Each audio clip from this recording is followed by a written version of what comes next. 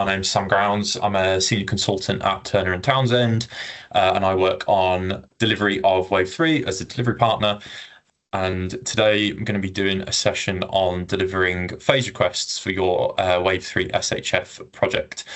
So to kick things off, we can start with background to phase requests. So you're probably mostly kind of familiar with the idea of phase requests or aware of the fact that they're a requirement as part of SHF Wave 3. But just to give some context around it. So phase requests were kind of introduced as part of Wave 3 as a new process to accommodate a phased approach to delivery for challenge fund applicants.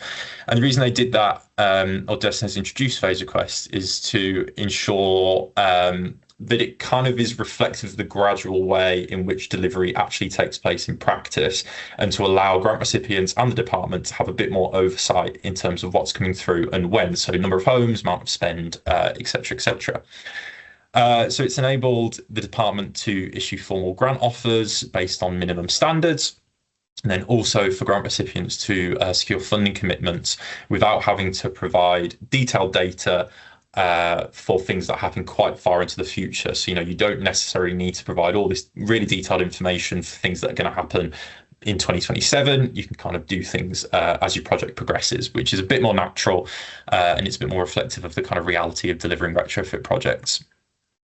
So the kind of purpose of the phasing approach is that you can submit one sort of form or one phase request per phase. So when you submit a phase request, it only relates to homes that are within that phase. So number of homes, measures, costs, everything, it's all kind of limited to the phase that you are submitting.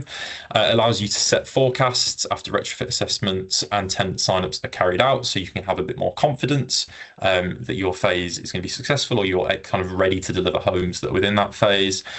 You can confirm energy efficiency condition of properties, so the starting EPCs at the time of the phase submission, and then also set yourself a target for where those properties are going to end by the end of the phase. Baselines are more detailed, so it's easier to monitor progress and understand how the project's going. Costs are more clearly laid out because you can ensure that your commercial agreements have been put in place. And then it also allows you to unlock the ability to draw down grant funding for the number of homes that are there. So it kind of compartmentalizes the project a bit more. It makes understanding finances and drawdowns a lot easier. So in terms of the approach that we take to phase requests, and this is across, both RISE, department, and also as a grant recipient, we kind of go through four sort of key sections of the process. So the first one is around guidance, and I won't go through all of these, but essentially you get the guidance pack sort of for grant recipients to review the guidance, send any clarification questions. It's obviously things like webinars and Q&A sessions that take place to understand the process and what's required and what's expected. And then the department kind of collate all of that. They produce that FAQ document, and then they provide things like the phase form, the baseline form, everything for grant recipients to use. We then move into submission. So you will have been supported by your DSM, or, if you haven't been, then you should get in touch with your DSM to support you to develop good phase requests. There are lots of materials to support you and things like that on the RISE website, which we'll get into a bit more later on. You can work through that with your DSM. You then kind of submit it through the grant recipient portal. There's then a review that takes place by RISE. So we review it, we validate the draft. So we check that everything's complete, and we check that all the kind of A&A and things, all the costs and the number of homes line up. If it needs work, we'll provide some feedback. Some of you may have already been through some of this process, and then it's up to you to kind of make those adjustments, make those amendments, and then you kind of resubmit. And it can go around a few times if there are still things that are incorrect or don't quite match, but it's kind of an iterative process between yourselves and the DSM and your DSM to get those ready. We then have evaluation notification. So this is basically where we do an official evaluation, and then we decide on an outcome. And this is often based on the level of risk. So, very low risk, very kind of well prepared, all the retrofit assessments taking place, etc., more likely to kind of go their lower risk. So, you'll maybe get a higher chance of approval. and high confidence. And then you also, on the other hand, other side of the spectrum, have sort of higher risk, lower confidence. So maybe things aren't as prepared as they have been. But in any case, you'll be evaluated and then you'll be notified. Part of this might come from DESNZ or it might come directly from RISE, depending on the level of risk that's assigned to each phase. And then that decision is communicated to you. And once, if you get an approval, you can then sort of crack on and start delivering your phase. And then in terms of delivery, so as I said, it kind of unlocks the ability to draw down funding for approved phases. You can then deliver those as per the plans that you've agreed, and then that is tracked to completion via regular monthly reporting. So that's where, as a grant recipient, you're doing your monthly data uploads, you're having those meetings with your DSM where you are tracking progress in terms of the delivery of that phase. So that's sort of start to finish, a quick rundown of the approach to phase requests and how it all sort of moves through the system, and the order in which things happen for RISE, for the department, and also for yourselves. So a couple of key policy reminders around phase requests, just to sort of frame the whole thing. I think, we want to be sort of continually reminded of the kind of spirit of the scheme or the purpose of the scheme, which is to bring properties to EPCC or above. And we've got or above there. The kind of main goal, as you'll all be aware, is to bring properties to EPCC. There are some instances within the policy where you may go above EPCC in terms of like infill and things like that, which require justification. And I would encourage you to have a look at the policy around infill allowances. We then have things like cost caps. So remember, you have the energy efficiency pot, which is sort of the standard pot of money within the funding, which is 50% match funded. That's £7,500 per property, plus the 50% match funding. We then have off-gas low carbon heating, which is again 7,500, 50% matched. And then you have the low carbon heating incentive for on-gas homes, which is 20,000, and that is not co-funded, but it's also a maximum 10% of the total homes for your project. A reminder about A&A, it needs to be 15%, no more than 15% of your total project spend. That's across the whole scheme, so all 3 financial years, or as long as your project takes. And it includes both capital costs for retrofit works and A&A costs, so the total grant funding and co-funding. So that's the total project spend. A reminder as well, which is really important, is that you're not required to meet policy thresholds in any one phase, but significant breaches will require additional scrutiny. So what does that mean?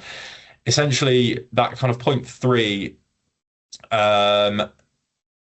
it's all sort of averaged across your whole project.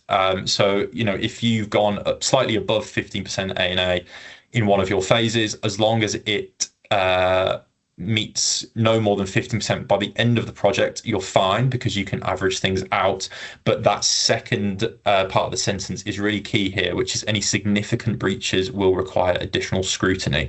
So if, when we're having a look at your phase request that you've submitted, we see that you've gone way over A&A and it doesn't seem to match up quite right with what you've baselined for the rest of your project, that sort of throws up a bit of a flag that there's a little bit of uncertainty, because it feels like that's maybe too high, or we're a bit worried that based on other phase requests or whatever it is, you're kind of going to struggle to be within that by project closure. That's the kind of thing where we're looking at additional scrutiny. We might kind of return the phase request to ask for more clarification or ask for some justification. So just to be aware of that. And then number 5, as I've said, is for all thresholds to be met by project closure. And there is a section in the policy that talks about averaging things out across the course of the scheme. So I would encourage you to go and have a look, dig that out and familiarise yourself with that. Phasing baseline form. I think we're almost at a point now where the vast majority of phasing baselines have been submitted. So if you're on this call and you're thinking, I've already done this, then that's great, but we'll just run through it in case. So basically what we're looking for in the phasing baseline form is a sort of projection of how many phases you've got throughout the whole project. So this is all your individual phases sort of laid out in this table, where we're looking for the date that you're going to submit each phase, the date that you're going to start each phase, end each phase and the total number of homes that are in each phase. And a note that the number of homes within each phase, when it's all added up, should equal the number of homes that you are doing across the whole project. So the purpose of this is that we need to have a good understanding of when you're planning to do different phases, how many homes are going to be in them, and when we can expect them to start and end. And that is a key way that we are looking to track progress of your project, because we understand when different homes are going to be worked on, when different phases are going to be submitted, and so we can track progress against your baseline. So just a few notes, dates need to be in the future. For when you're submitting it. Again, I think majority have submitted these. The dates are in the correct format. The start date must follow the submission date, of course. Completing retrofit assessments does not count as the phase starting. The phase starts once the phase has been submitted and approved. Final phase end date matches the project end year. So, if your final phase is ending in 2027, we would expect that your project would be ending in 2027, because that's when the final phase ends. Again, total number of homes matches your GFA letter. So, the number of homes you're doing matches. And then again, just a note to check for basic policy rules regarding phases. So that's the purpose of the phase baseline form, which then kind of feeds into when you'll start to submit your individual phase requests. So we'll just run through quickly what the phase request form looks like, and the key things you'll be asked about when you are completing a phase request. So we have a number of different sections in the phase request form, and this is through the grant recipient portal. So first off, you will select your phase. So when you go through and you click at the top, there's a little drop down phase request, and you click submit phase request. It will then give you a list of the different phases that you baseline. So this is where that baseline form starts to inform what you'll see on the portal. So for example, you might have 5 phases in your baseline, and then what you do when you go, if you want to do phase 1, you select phase 1, and then you kind of click next. So you select the phase that is relevant to the phase that you are submitting.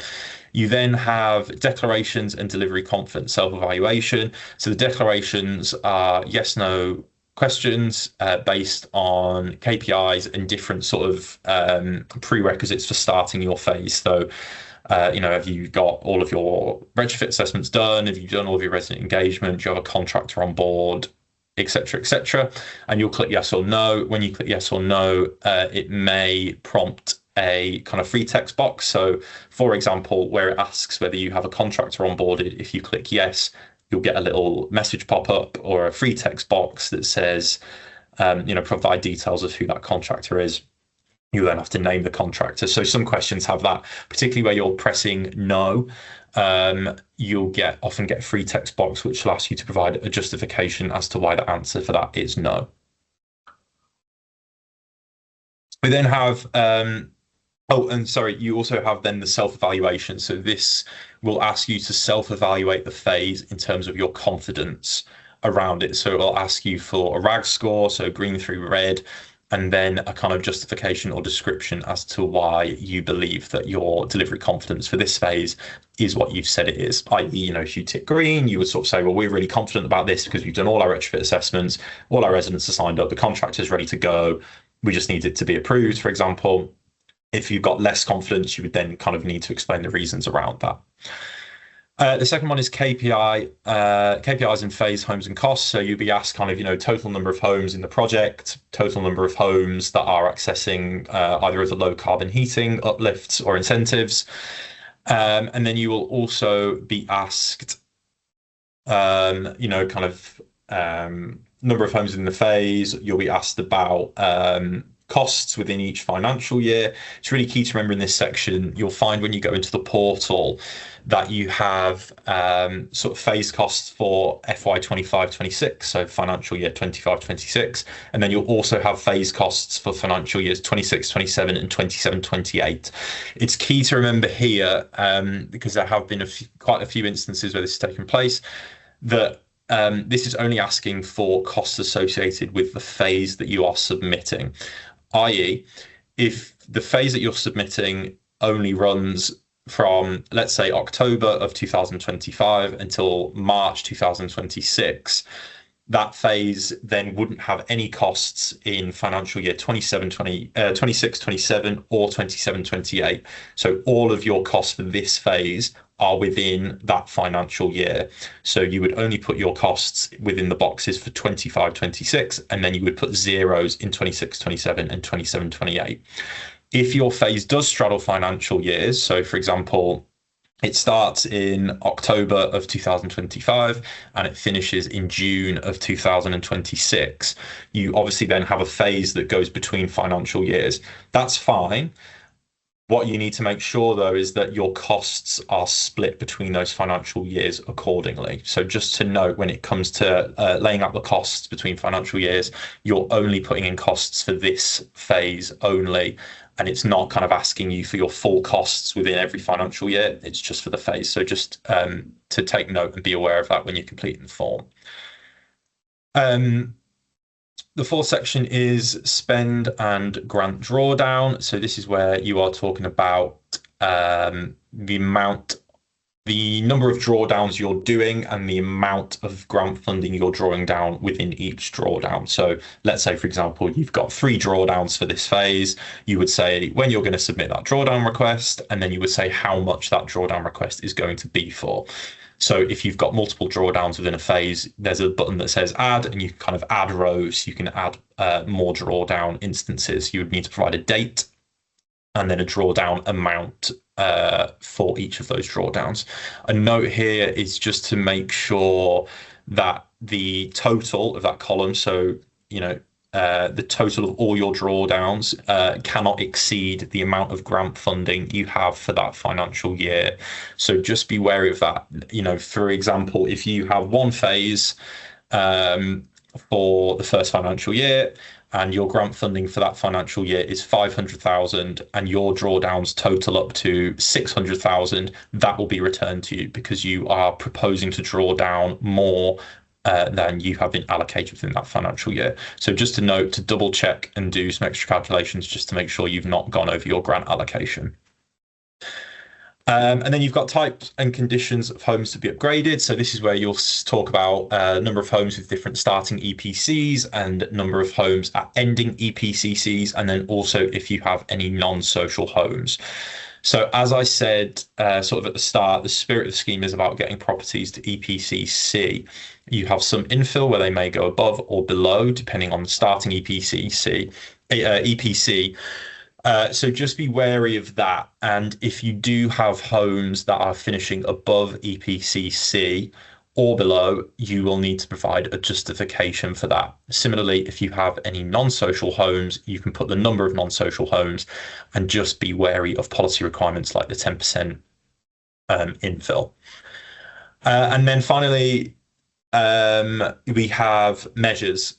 So this is where you list what measures you're doing, how many of those measures you're installing, and then it will also ask you for the cost of installing individual measures. So this bit's quite key. So they'll have a drop-down box for measures, and you will click the drop-down, you'll select what measures you're installing. It will then ask you how many of those you're installing. So let's say, for example, you're doing external wall insulation at 10 properties. You'd select external wall. You would then write in 10 because you're doing 10 properties with external wall insulation, and then you will put in the cost of installing each individual measure. So it's not the total cost for all EWI, it is the cost per install. And then what that will do when it goes into the system is it will kind of multiply that and you will get the total amount.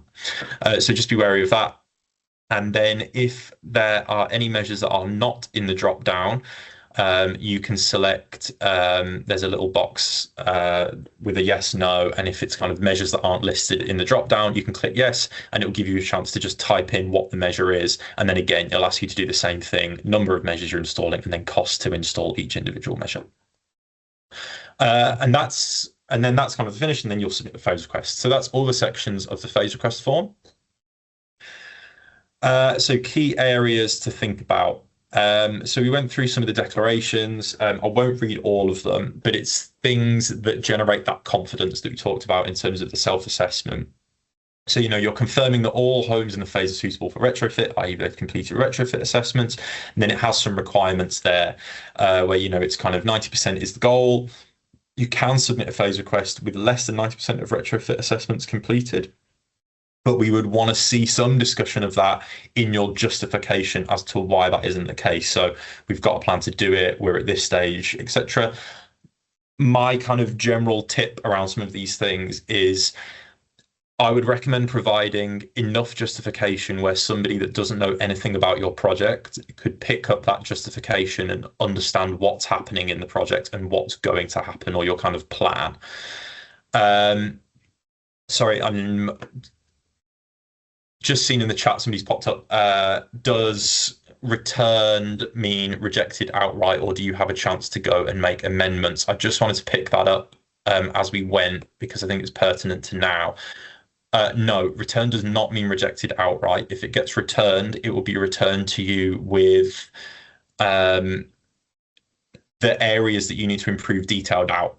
So it'll sort of say, you know, this part didn't add up, or we need more justification here, something like that. It will give you a reason. And then when it's returned, it then opens up the opportunity for you to go in and amend that phase request and then resubmit it.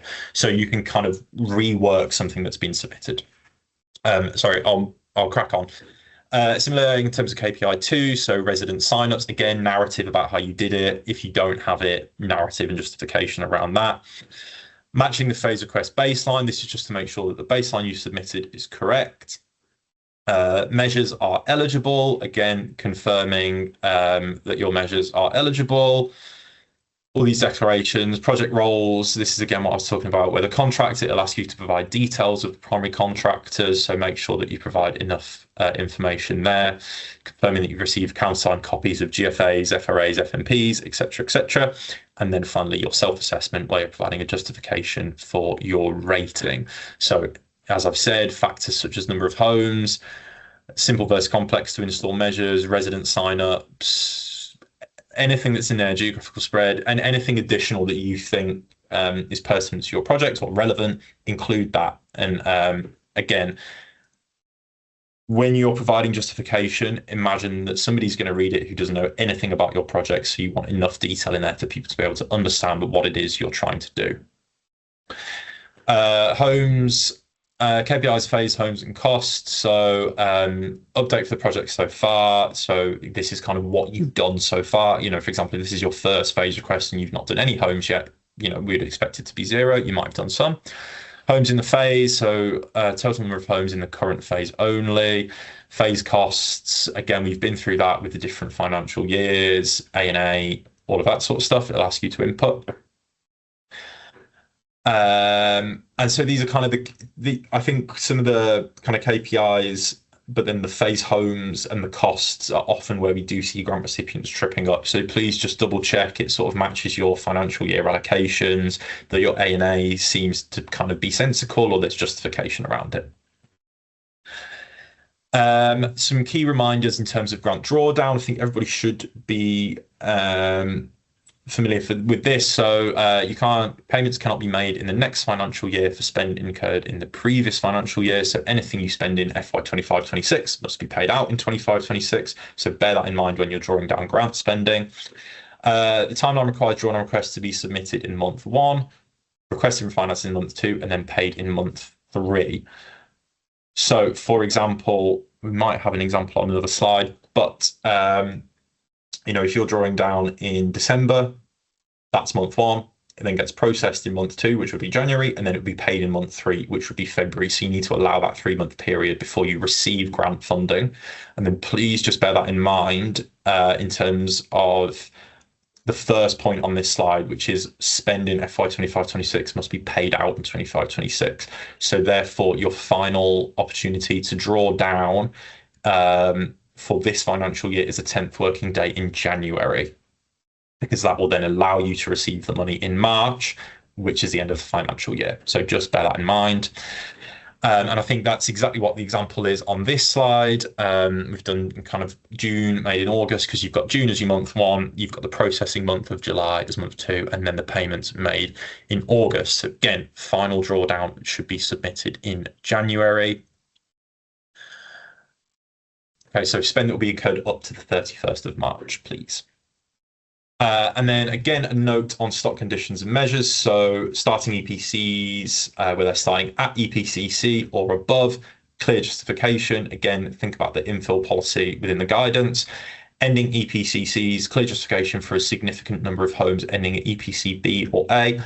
Again, this is retrofit, it happens, things change. Please just be wary that justification is required where you're kind of going outside the bounds of that policy. But please do refer to the policy, double check. I always use kind of Control F and search different things within the guidance, and it will help you find relevant sections for you. And then measure types, just a note. Again, sorry, justification around including social homes, and then measure types. We need everything to be eligible for PAS. Okay. Again, in terms of just kind of giving an idea around assessment response times to sort of manage expectations, as I sort of said, we look at phase requests in relation to their risk level. So where you have kind of very low risk, no known or minimal risk is evident. You can expect kind of 7 working day turnaround time for your phase request. And then the higher risk it gets, so sort of amber, green to medium, amber high risk, red significantly high risk, it obviously increases. So you have for amber green, you have sort of 12 working days because it requires additional checks. Amber, again, 12 working days, it requires additional checks, and that often will be escalated up to the DESNZ project manager to look at. So they will assess, this is where things like your justifications become really key, because if something is being escalated, you do want to have information sort of provided so that somebody who's looking at it can understand what's going on and therefore provide the correct decision around it. And then obviously, as we get up to red for significantly high risk phase requests, you're looking at 17 working days or additional if it's accompanied by a PCR. So if you are putting in a project change request alongside your phase request, note that you are possibly looking at a longer turnaround time to get that back. As we sort of move towards the end of the discussion on phases, I wanted to just flag up some of these key reminders that we mentioned briefly, but just to really make it clear,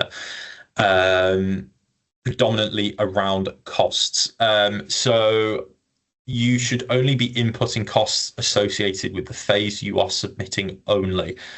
Each phase request submission does not relate to the wider project. It is only for this phase. So only include costs that are associated with the phase you are submitting, and therefore only assign costs to the financial years in which the phase sits. If the phase doesn't sit in one of the financial years, you need to input 0 in all of the boxes for costs, because you do need to put something in the box, but it should be 0 if the phase doesn't go into that financial year.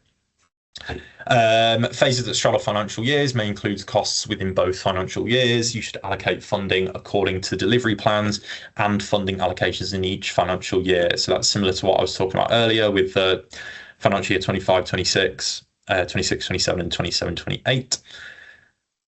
Costs are only inputted for financial years in which the phase takes place.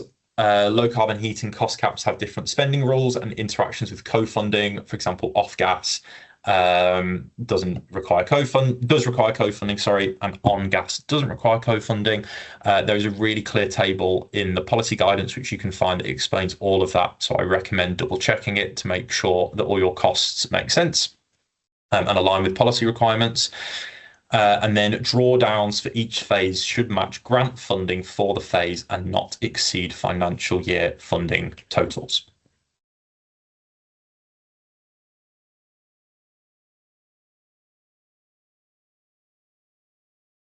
And then we kind of have the interaction of your phase within some of the retrofit design elements. So I won't go into too much detail around this because it's quite a detailed slide, but essentially we're kind of looking at how the different KPIs line up with the sort of process and how it all works.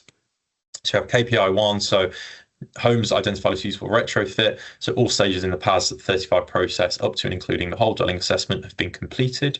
Homes ready for installations to start. Design and coordination stage in the PAS process has been completed and residents have been signed up. Number of homes with installation started, so the installation of measures being installed has started. Homes with installations complete, KPI 4. So all measures being installed using WSHF funding has been completed.